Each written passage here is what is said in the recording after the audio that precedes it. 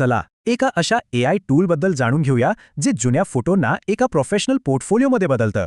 अनेकदा आपल्याकडे असे जुने फोटो असतात जे वापरता येत नाहीत, पण विचार करा ते सुधारता आलेत तर.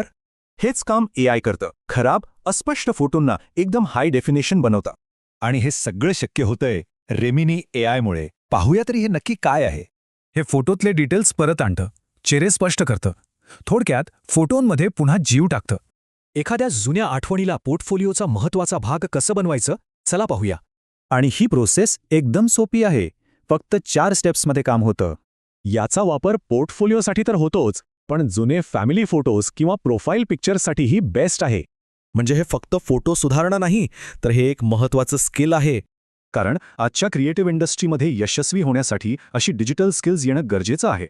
एक प्रो टिप, चांगल्या रिझल्टसाठी शक्यतोवर ओरिजिनल आणि चांगल्या डिटेल्सवाला फोटो वापरा. आणि हो, फोटोला ओव्हर एनहान्स करू नका. नैसर्गिक लुक जास्त प्रोफेशनल वाटतो. मग सुरुवात कशी करायची? सोपं आहे. हे ॲप आणि वेबसाईट दोन्हीवर आहे. फ्री आणि प्रीमियम दोन्ही ऑप्शन्स आहेत. AI भूतकाळ तर सुधारत आहे, पण यामुळे क्रिएटिव्हिटीचं भविष्य कसं असेल विचार नक्की करा.